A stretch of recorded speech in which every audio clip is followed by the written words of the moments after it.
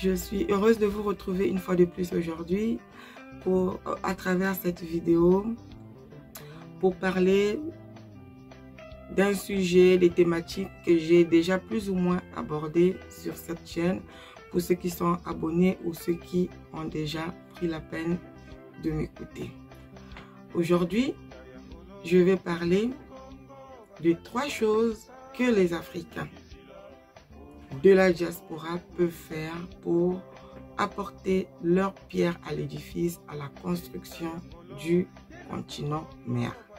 Quand je parle des Africains de la diaspora, je parle de ceux qui sont partis directement du continent vers l'étranger, ceux qui sont partis du continent d'une manière ou d'une autre à travers l'histoire il y a des siècles pour se retrouver aux Antilles ou aux Amériques, tous ceux qui sont nés à l'étranger, qui n'ont jamais mis les pieds dans les continents, tout ce monde-là forme la diaspora africaine. Et cette vidéo s'adresse à cette diaspora africaine. Quelles sont les 3 choses sur lesquelles les Africains de la diaspora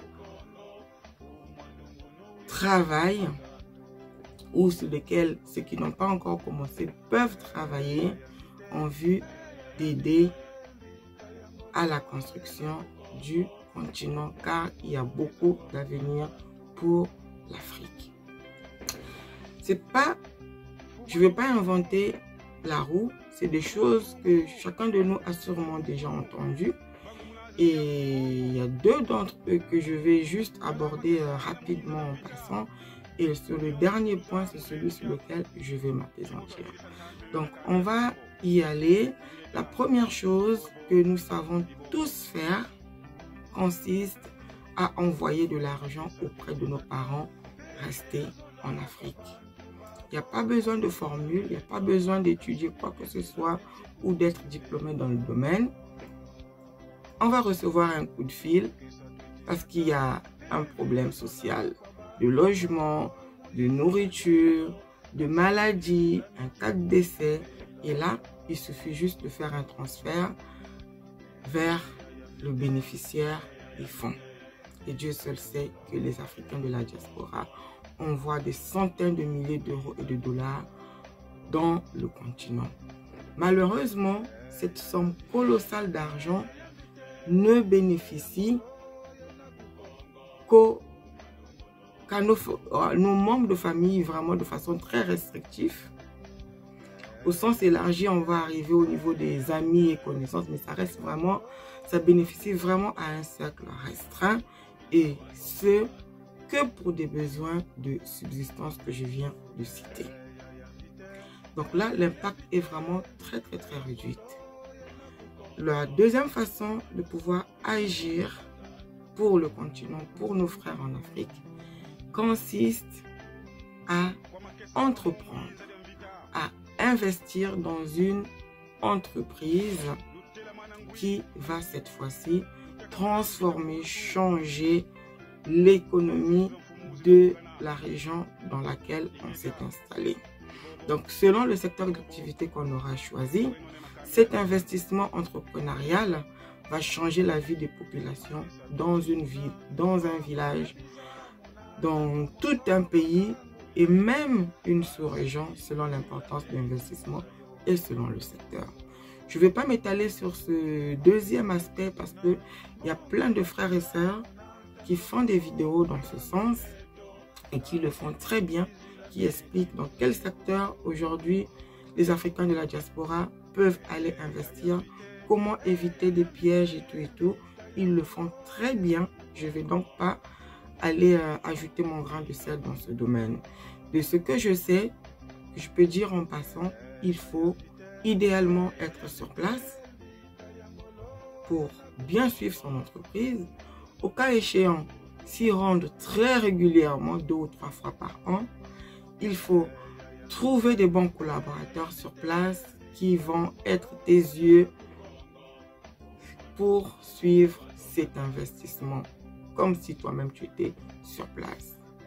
Je sais aussi qu'il est strictement interdit, vraiment interdit, 3 points d'exclamation. Il ne faut pas travailler avec les membres de la famille ou choisir des collaborateurs juste par affinité. On peut travailler exceptionnellement avec des personnes issues de notre famille si et seulement si ces dernières ont de l'expertise, ont des compétences à apporter sur le secteur d'activité sur lequel on veut investir. Mais jamais, jamais, jamais simplement par affinité. Si tu choisis cette voie, tu vas droit dans la catastrophe. Le 3e point, et c'est celui sur lequel je vais plus m'étaler en plusieurs vidéos parce que je ne vais pas trop faire long sur celle-ci, consiste à investir dans le social. Oui, investir dans le social consiste à monter des projets à but non lucratif dans le but d'atteindre minimum un des 17 objectifs de développement durable qui s'affichent en ce moment à l'écran. Des projets à visée sociale ne vont pas te rapporter de l'argent à toi ou à toutes les personnes qui vont monter le projet, mais ce projet, tu vas travailler dessus bénévolement, tu vas donner de ton temps et même de ton argent bénévolement dans le but de pouvoir aider gracieusement, car dans le sens caritatif, humanitaire, les populations qui sont en difficulté dans les pays d'Afrique. Tu as été à l'école dans un certain village, dans une certaine ville.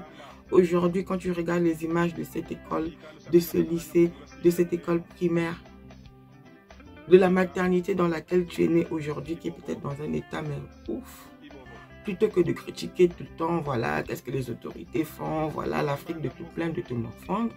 Toi, Africain de la diaspora, depuis chez toi, sans avoir besoin de retourner physiquement en Afrique, tu as la possibilité d'agir sur ce secteur qui te porte à cœur dans le but d'apporter un changement.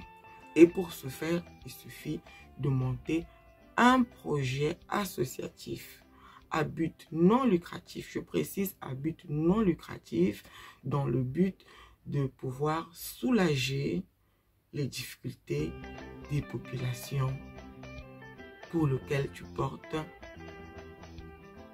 ce projet. Et ce secteur est très bien encadré.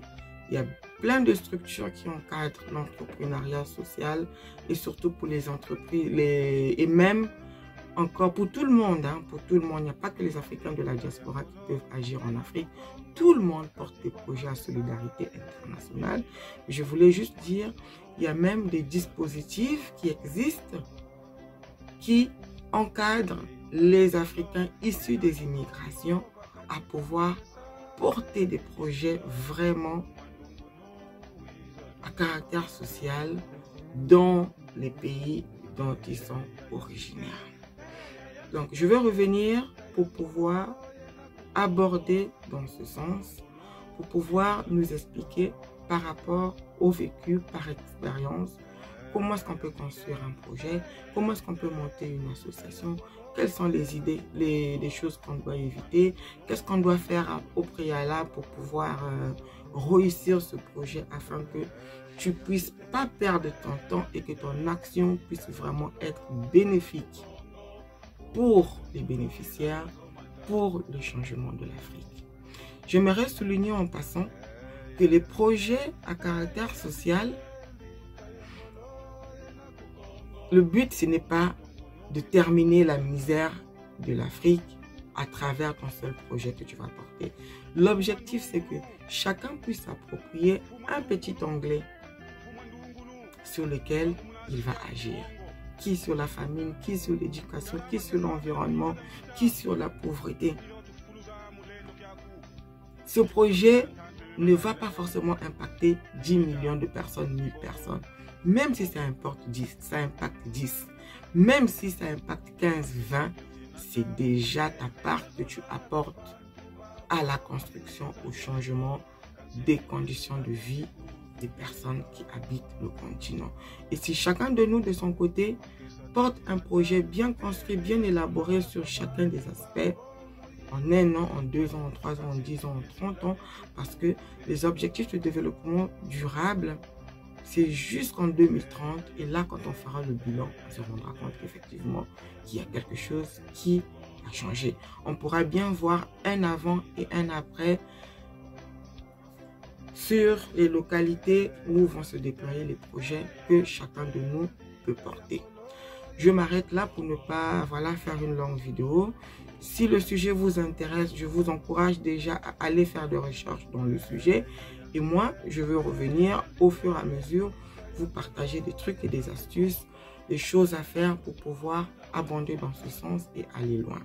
Pour ce faire, je vous encourage, si ce n'est pas déjà fait, à vous abonner à ma chaîne, à activer les notifications, comme ça quand les sujets vont arriver sur cette thématique, vous serez au courant et nous allons avancer ensemble.